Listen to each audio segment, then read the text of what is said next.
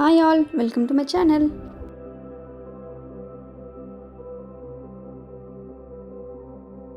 So first నేనైతే morning లేచిన తర్వాత కొద్దిసేపు వాకింగ్ చేసి ఆ తర్వాత కొంచెం సేపు మెడిటేషన్ చేసిన. ఆ తర్వాత ఇల్లు ఊడవడం అయితే స్టార్ట్ చేసాను అనమాట. ఇల్లు ఊడవడం అయిపోయిన తర్వాత బ్రేక్ఫాస్ట్ మేకింగ్ కోసం నేనైతే పిండిని కలిపి పెట్టాను. ఏం పిండి అంటే పెసరట్టు దోశ ప్రీమిక్స్ పౌడర్ అయితే ఉంటుంది కదా, సో అదైతే నేను పర్చేస్ చేశాను.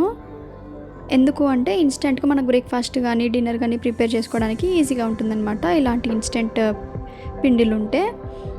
సో ఇది నేను ఎక్కడి నుంచి పర్చేస్ చేసినాను అండ్ ప్రైస్ ఎంత పడింది అనేది నేను మీకు ఫర్దర్ వీడియోస్లో ఖచ్చితంగా షేర్ చేస్తాను. ఛానల్ అయితే సబ్స్క్రైబ్ చేసుకోండి. కిచెన్ క్లాత్ని ఉతికేయడం వల్ల అది ఇంకా పచ్చిగానే ఉంది, అందుకే ఆరేసిన. సో ఆ క్లాత్ లేకపోవడం వల్ల ఈ స్పూన్కి ఉన్న తడి మొత్తం ఆ పిండికి అంటుతుంది కాబట్టి నేనైతే టిష్యూతో క్లీన్ చేస్తున్నా. టిష్యూతో క్లీన్ చేసిన తర్వాత ఈ పిండిని నేనైతే ఒక 2 స్పూన్స్ తీసుకుంటున్నాను. నాకు అంటే 2 స్పూన్స్ మెజర్మెంట్ అనేది సరిపోతుంది బ్రేక్ఫాస్ట్కి. ఒక 3 to 4 ఉత్తప్పాస్ అయితే అనమాట. నేను అసలు ఇన్స్టెంట్ ఫుడ్స్ని అస్సలు ప్రిఫర్ చేయను. కాకపోతే ఇది ప్యూర్లీ హ్యాండ్మేడ్ హోమ్ ఫుడ్ కాబట్టి, అంటే పౌడర్స్ ఇంకా చాలా ఐటమ్స్ ఉన్నాయి వాళ్ళ దగ్గర, నేను మీకు చెప్తాను అప్కమింగ్ వీడియోస్లో. ఇప్పుడైతే ఈ పిండిలో కొంచెం సాల్ట్ అయితే వేసుకొని వాటర్ని కొంచెం పోస్తూ కలుపుతున్నాను అనమాట. మొత్తం వాటర్ ఒకటేసారి పోసేస్తే మనకి కన్సిస్టెన్సీ అనేది అర్థం కాదు. ఎక్కువ లిక్విడ్ అయినా కూడా మనకి ఉత్తప్ప అనేది ప్రాపర్గా రాదు కాబట్టి కొంచెం థిక్ కన్సిస్టెన్సీలోకే ఉండాలి. అందుకే కొంచెం వాటర్ యాడ్ చేస్తూ కలుపుతున్నాను అనమాట.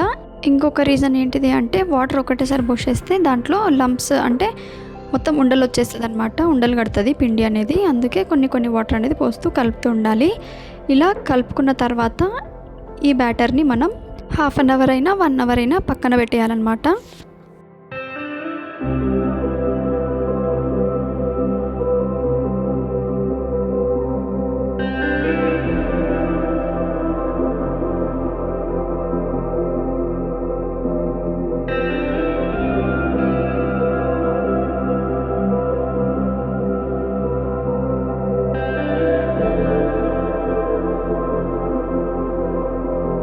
తర్వాత నాకు టీ కానీ కాఫీ కానీ మార్నింగ్ తాగే అలవాటు లేదు.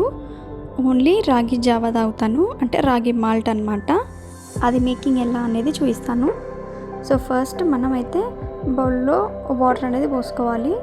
ఆ వాటర్ అనేది బాయిల్ అయ్యేలోపు మనమైతే కొంచెం రాగి పిండిలో వాటర్ కలుపుకొని పెట్టుకోవాలన్నమాట.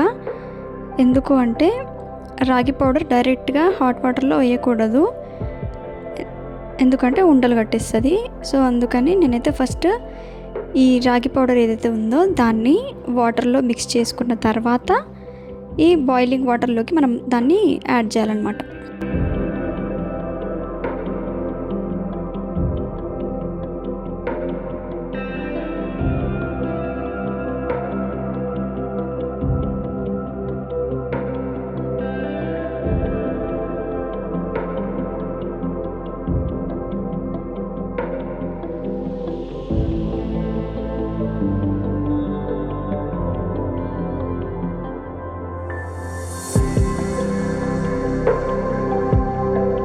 మనం వేసే రాగి పౌడర్ క్వాంటిటీని బట్టే మన కన్సిస్టెన్సీ అనేది ఉంటుందన్నమాట.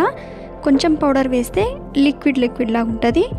అదే పౌడర్ ఎక్కువగా వేసేసి కొన్ని వాటర్ పోస్తే ఏమవుతుందంటే గట్టిగా అవుతుంది. అదే రాగి ముద్ద అంటాం కదా, అది అవుతుంది అనమాట.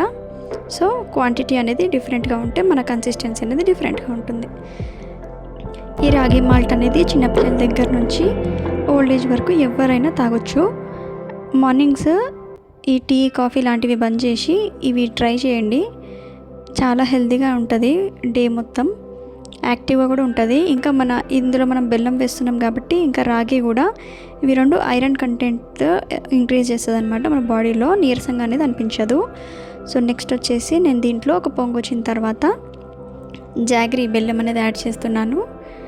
బెల్లం యాడ్ చేసిన తర్వాత నేనైతే దీంట్లోకి కొబ్బరి పొడి కూడా యాడ్ చేస్తాను అండ్ కొంచెం ఇలాచీ పొడి. దీంట్లోకి మిల్క్ కూడా యాడ్ చేసుకోవచ్చు, మన ఇష్టం. మిల్క్ నచ్చని వాళ్ళు అయితే ఇలా చేసుకోవచ్చు అన్నమాట.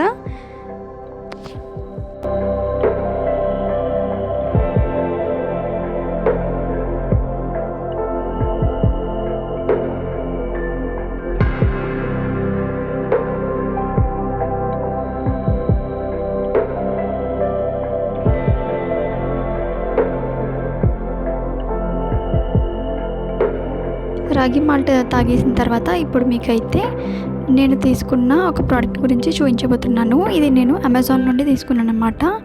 ఇది విష్కేర్ lip balm watermelon flavour. ఇదైతే చాలా బాగుంది. దీనిపైన ఎంఆర్పి 300 ఉంది, కానీ నాకైతే 250 రూపీస్కి వచ్చింది. విష్కేర్ ప్రోడక్ట్స్ మనకి ఆన్లైన్లో తప్ప బయట స్టోర్స్లో దొరకడం చాలా తక్కువ, చాలా కష్టమా. కానీ ఆన్లైన్లో అయితే ఈజీగా దొరికిపోతుంది అమెజాన్, ఫ్లిప్కార్ట్ నుంచి. సో ఇది విష్కేర్ సెరమైడ్ లిప్ బామ్ అనమాట. పిగ్మెంటెడ్ లిప్స్ కోసం మంచిగా పనిచేస్తుంది. ఇది SPF 50+ కాబట్టి సన్లైట్లో వెళ్ళినప్పుడు కూడా మనకి ప్రొటెక్ట్ చేస్తుందన్నమాట లిప్ కేర్. దీంట్లో ఎక్కువగా నచ్చింది ఏంటిది అంటే ఎక్కువసేపు మాయిశ్చరైజింగ్గా ఉంచుతుంది అనమాట లిప్స్ని. అదొక్కటి చాలా నచ్చింది. తర్వాత బ్రేక్ఫాస్ట్ కోసం నేనైతే ఐరన్ తవా పైన ఉత్తప్ప అయితే వేయాలనుకుంటున్నాను. సో దానికోసం ప్యాన్ హీట్ అయిన తర్వాత ఫ్యూ డ్రాప్స్ ఆఫ్ ఆయిల్ అనేది వేసి ఇలా స్ప్రెడ్ చేస్తాను. తర్వాత ఆ పిండి ఉంది కదా, ఆ పిండిని అయితే ఈ విధంగా ఉత్తప్పలాగా వేస్తారనమాట.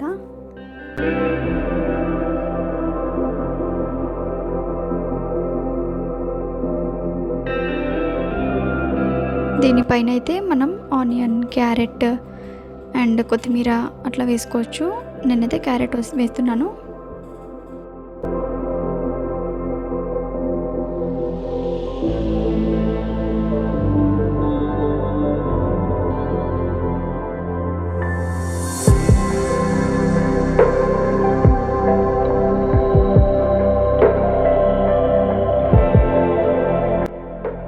ఇది వచ్చేసి నేను నైట్ చేసిన ఆకుకూర పప్పు అనమాట. దీంట్లోకి చాలా బాగుంది టేస్ట్, ఉత్తప్ప టేస్ట్. నెక్స్ట్ నేను మీకు ఒక స్టిచ్ చేసిన ఫ్రాక్ అయితే చూపించబోతున్నాను. ఇది వచ్చేసి 1 year baby frock. Months baby నుంచి 1 year బేబీ వరకు అయితే సరిపోతుంది. ఇది cotton fabric, pure cotton. And దీని మోడల్ వచ్చేసి స్లీవ్లెస్ అనమాట. స్లీవ్స్ పెట్టకుండా ఇట్లా హ్యాంగింగ్స్ అయితే ఇచ్చాను అనమాట టై చేసుకోవడానికి. షోల్డర్స్ పైన చుట్టూ కుచ్చులు ఇచ్చేసాను. అండ్ నెక్ వచ్చేసి ఫ్రంట్ నెక్ 2 కూడా రౌండ్ నెక్ పెట్టాను. అండ్ ఈ నాట్స్కి కూడా నేను ఇలాగా డిజైనర్ లట్కన్స్ అనేవి స్టిచ్ చేశాను అనమాట. ఫినిషింగ్ కూడా చాలా నీట్గా ఇచ్చాను, ఎక్కడ కూడా పోగులు ఇవ్వకుండా. నాకైతే ఈ ఫ్రాక్ చాలా బాగా నచ్చింది. అండ్ ఫ్రాక్ డిజైన్ ఎలా ఉంది అనేది చిన్న కమెంట్ చేయండి. చిన్న బేబీస్కి డిజైనర్ ఫ్యాబ్రిక్స్ కానీ లేదంటే నెట్ ఫ్యాబ్రిక్ అట్లా కాకుండా ఇట్లా కాటన్ స్మూత్గా ఉండే క్లాత్ అయితేనే వాళ్ళు కంఫర్టబుల్గా ఫీల్ అవుతారనమాట. సో ఈ వ్లాగ్ మీకు ఎలా అనిపించింది తప్పకుండా లైక్ చేసి కమెంట్ అయితే చేయండి. Subscribe to my channel. Thank